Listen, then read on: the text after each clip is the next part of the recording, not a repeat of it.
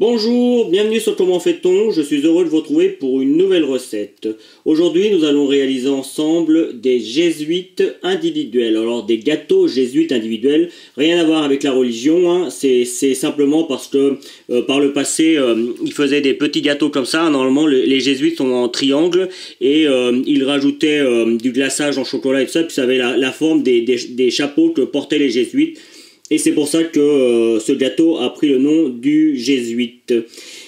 Simplement moi, j'en ai fait un en triangle pour vous montrer la vraie forme du jésuite, mais personnellement je les ai fait en rectangle pour que ce soit plus facile à la fabrication. Alors j'en ai découpé un, comme vous pouvez le voir, et on voit bien toutes les étapes. La crème frangipane et puis le feuilletage et le glaçage, la glace royale qu'il y a dessus. Mais je vais vous expliquer tout ça tout de suite. Juste avant, vous retrouverez les ingrédients. Et puis après, je vous explique comment faire ces délicieux petits jésuites individuels. Allez, c'est parti.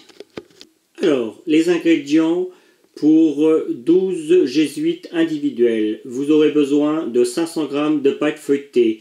Je vais vous donner ma vidéo à la fin de celle-ci. 90 g de crème pâtissière, pareil, vous aurez la vidéo à la fin de celle-ci. Sachez que moi, sur la vidéo, je pars sur 1 litre, hein, il me semble, je ne me rappelle plus trop, mais je crois que c'est sur 1 litre de lait. Là, pour avoir 90 g de crème pâtissière avec 250 ml, il y en a largement assez, même vous en aurez peut-être un petit peu trop. Donc 250 ml de lait, puis après vous suivez la recette comme si vous faisiez la crème pâtissière classique. Sachez que pour faire la crème d'amande, vous aurez besoin de 90 g de beurre mou, 90 g de sucre en poudre, 90 g de crème pâtissière, 5 g de farine, 2 œufs, et enfin pour faire la glace royale, vous aurez besoin de 220 g de sucre glace et d'un blanc d'œuf. Voilà, vous savez tout maintenant. Ah non, vous savez pas tout.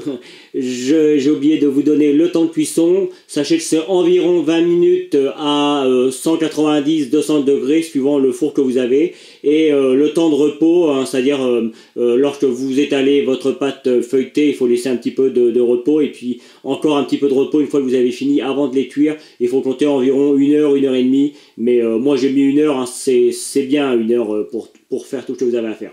Voilà, maintenant, place à la recette. Avant de commencer cette recette, vous devez préparer 2 choses. Alors si comme moi vous faites votre pâte feuilletée, je vous conseille de la faire au minimum la veille pour qu'elle puisse reposer toute une nuit afin que celle-ci s'étale facilement par la suite. Comme vous pouvez le constater, moi c'est de la pâte feuilletée que j'ai fait. Alors évidemment là c'est juste un morceau hein, parce que il m'en faudra un petit peu plus pour faire mes 12 petits jésuites, mais ça marchera quand même. Et également, vous devez prévoir la crème pâtissière.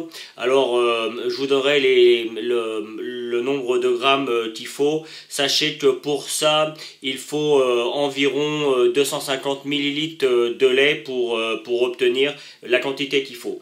Voilà, ça c'est les 2 choses en priorité à préparer. On va étaler la pâte, alors évidemment je vais pas le faire devant vous, ça prendrait trop de temps. Et puis après on va bien laisser reposer. Je viens juste d'étaler ma pâte. Alors comme vous pouvez le constater, hein, c'est pas plus épais que celle que l'on pourrait trouver dans le commerce. D'ailleurs, c'est ce que je voulais dire, vous pouvez très bien utiliser celle du commerce. Hein, et dans ce cas, pas besoin de laisser du repos puisqu'elle a déjà eu le temps de se reposer. Voilà. Donc ça, c'est vraiment si vous la faites vous-même. Le temps que ma pâte se repose, je vais la mettre un petit peu de côté, hop, voilà. Et pendant ce temps-là, on va faire la crème d'amande.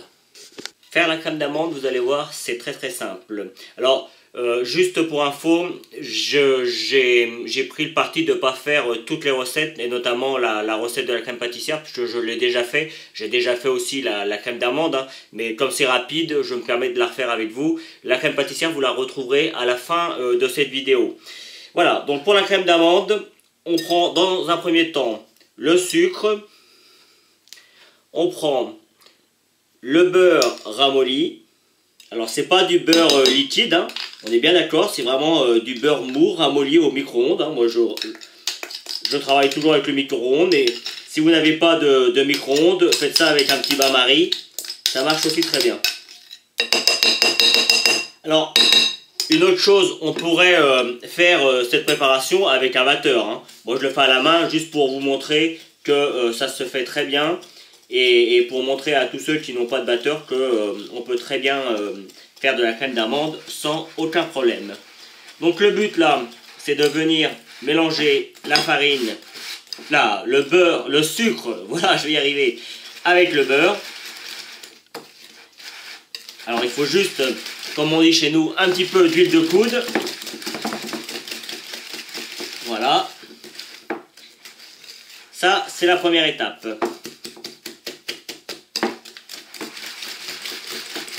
Pas besoin de mélanger trop, hein, juste que ce soit mélangé. Voilà. Hop. On va y rajouter maintenant la poudre d'amande, les œufs. On va y rajouter les œufs. Alors les œufs, on pourrait les battre un petit peu avant, c'est mieux. Vous savez, comme si on allait faire une omelette. Ça va simplifier le mélange.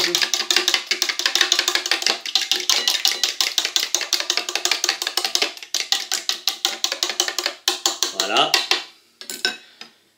On met donc les œufs. Hop.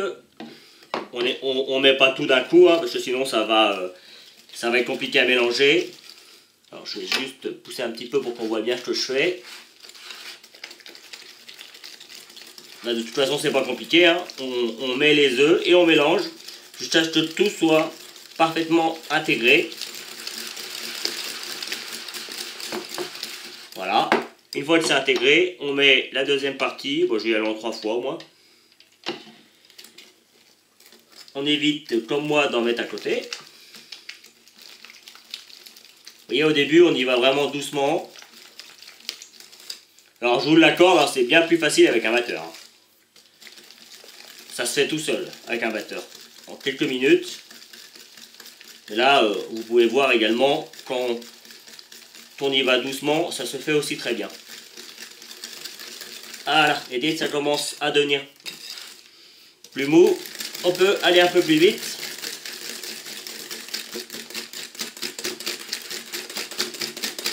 Voilà, et là on commence à avoir quelque chose de joli. Et on donne troisième tournée et on mélange comme je viens de le faire.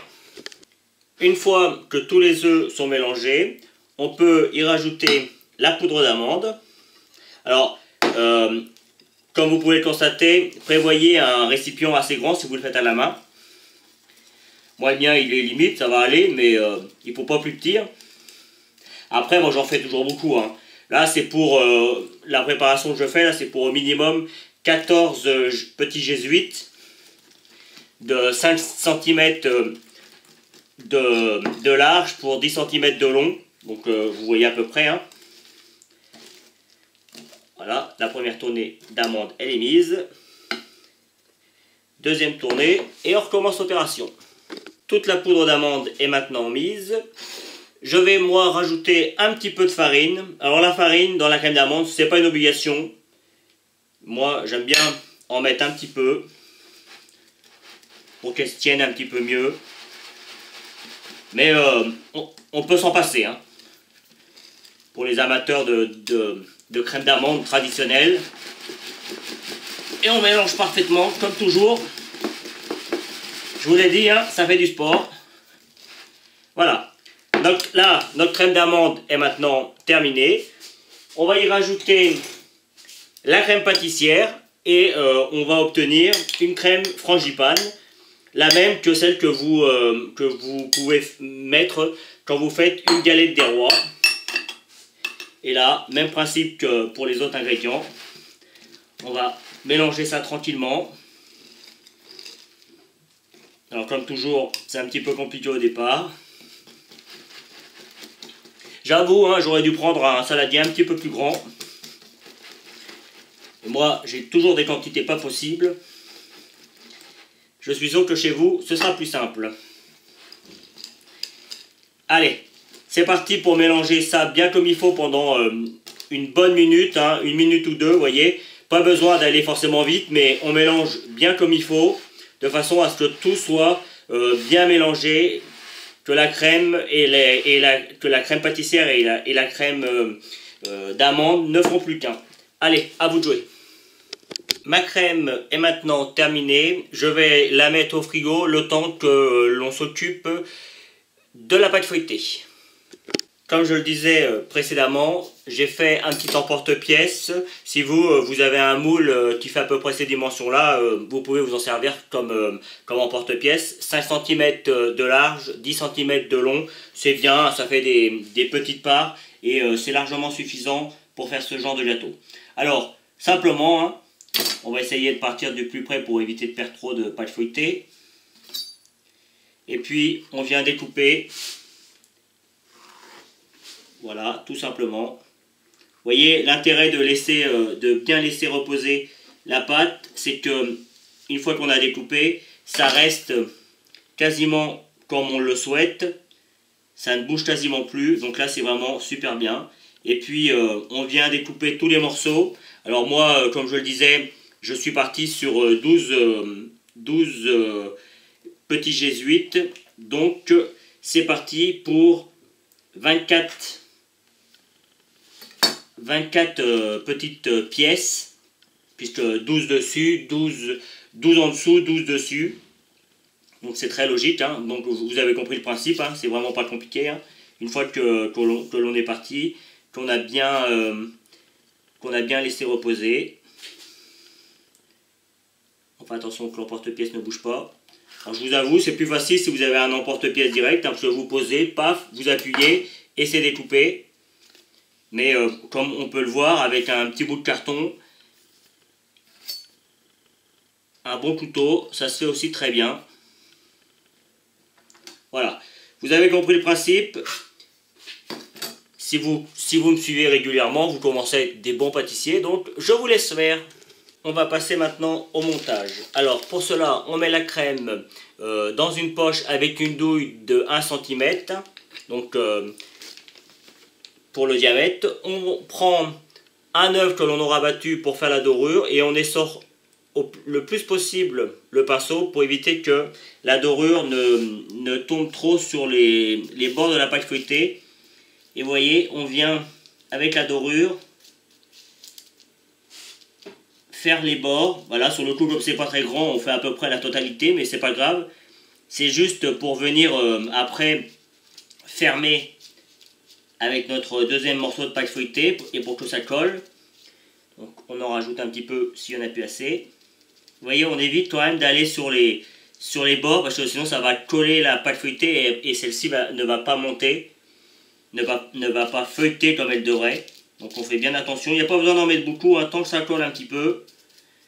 Voilà. Alors là j'en fais 5, hein, enfin 4 puisque j'en ai déjà fait un. C'est juste pour vous montrer comment faire, hein. Après le principe c'est toujours la même chose. On reprend la douille et on fait attention de laisser un petit peu d'espace sur chaque côté de façon à pouvoir, voyez, là hop, de façon à pouvoir remettre après la pâte, hop, là il y en a assez. Pas besoin d'en mettre plus. Sinon après ça risque de s'échapper et c'est pas vraiment le but. Hop. Voilà, là c'est bien. Donc, après, on prend le morceau de pâte qu'il y a dessus. On peut le retravailler un petit peu, puisqu'il y a une petite bosse, donc il faudra que ce soit un petit peu plus grand que la partie initiale. Moi je le pose de cette manière, vous voyez. Je commence à faire un côté, je fais l'autre côté. S'il faut tirer un petit peu, j'hésite pas à tirer un petit peu. Je viens pincer mes petits bords comme ça. Et voilà. Et après, je donne un petit coup. Quitte à donner un petit coup de couteau pour enlever l'air qu'il pourrait y avoir dedans. Hop. Et puis on étale un petit peu. Et voilà le résultat. J'en commence avec un deuxième. On l'étale un petit peu. Vous voyez, on tire un petit peu dessus. On vient sur les côtés. On fait en sorte que ce soit bien mis, que les bords soient bien mis les uns avec les autres. Là.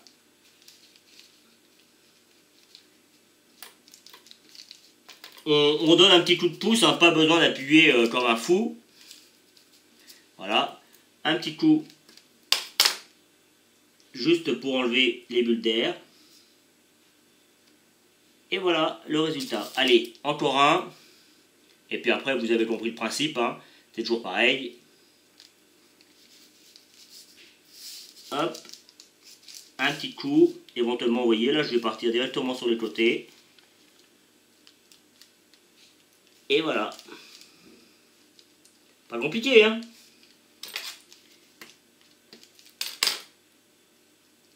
Voilà. Il ne nous restera plus qu'à faire la glace royale pour mettre dessus et laisser reposer. Et puis après, la cuisson. Mais moi, je vais commencer par tous les faire parce que j'en ai un petit peu. Allez, c'est parti. Tous mes petits gâteaux jésuites sont maintenant faits. Alors, juste une précision. Personnellement, quand je fais des recettes, j'ai toujours tendance à en faire, comment dire, à augmenter les doses parce que je crains toujours qu'il n'en manque.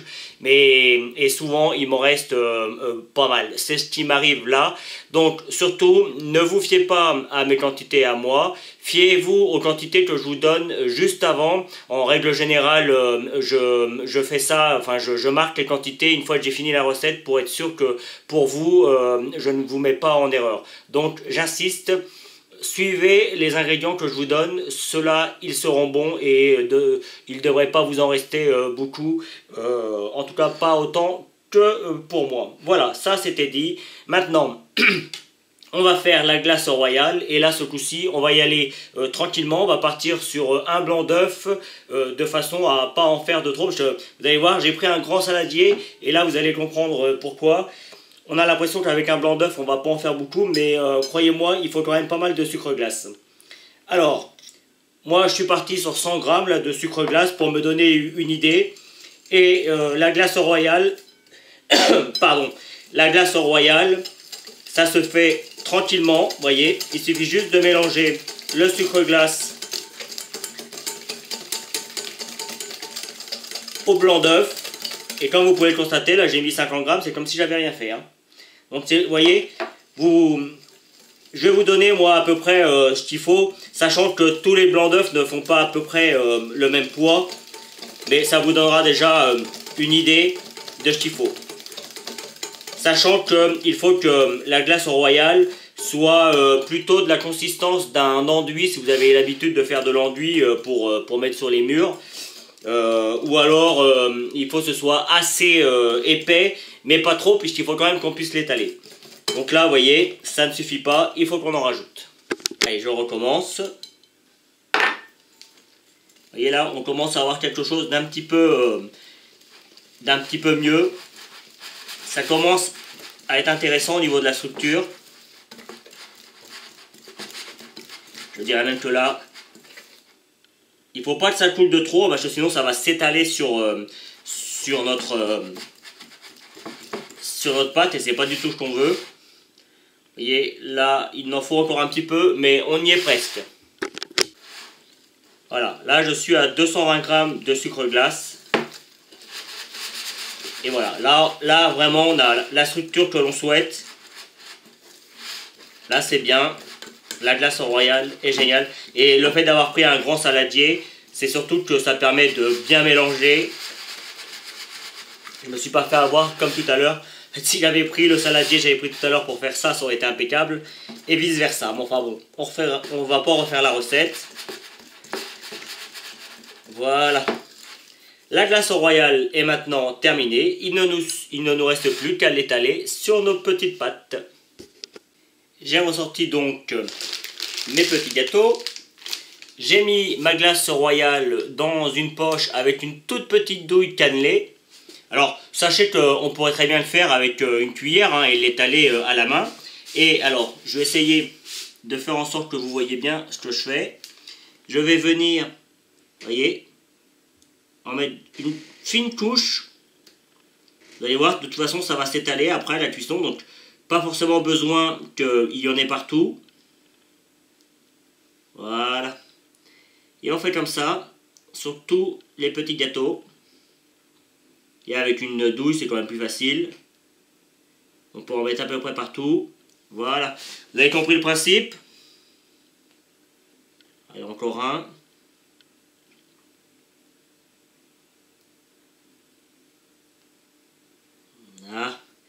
Voilà. Une fois que vous avez terminé, vous les remettez au frigo pendant 1 heure et je reviens vers vous pour la cuisson. Allez, c'est parti pour la cuisson. Alors, vous devez préchauffer votre four à 200 degrés. 200 degrés, il faut que celui-ci soit bien chaud. Et on va partir sur 20 minutes, mais je vous donnerai le temps exact quand je les aurai sortis personnellement. Puisque la taille et tout ça, c'est pas des choses que je fais régulièrement. Donc, on part sur 20 minutes à 200 degrés. Et puis, je vous donnerai après plus d'explications une fois qu'ils sortiront du four. Voilà, la cuisson est maintenant terminée. Alors, dans mon four, moi, c'est plus facilement du 190 degrés. Et puis 20 minutes, c'est bien. Comme vous pouvez le voir, ça prend une jolie couleur. Il faut que ce soit juste doré en dessous. Et puis après, on peut préférer, moi je sais que j'aime bien quand c'est un petit peu plus cuit, mais ça croustille un petit peu plus. C'est plus, il y a le fondant du feuilletage, puis le croustillant de la glace royale. Mais c'est une question de choix après, c'est vous qui vous ferez votre idée. Sur certains, comme vous pouvez le constater, j'ai rajouté également quelques petites amandes. Après, ça aussi, c'est une question de décoration. C'est suivant ce qu'on a envie de faire. Et puis, on peut également, juste avant de servir, de prendre un petit peu de sucre glace. Mais juste un petit peu, hein, pas besoin d'en mettre beaucoup. Juste histoire de donner un petit côté sympa à nos jésuites, à nos petits jésuites, vous voyez, tout simplement. Alors, je vais le dire au départ de la vidéo parce que, contrairement à ce que vous pouvez penser, je fais toujours le départ de la vidéo en dernier. Celui-là, vous voyez, c'est le jésuite, en règle générale, c'est de cette forme-là qui se trouve, c'est-à-dire en triangle.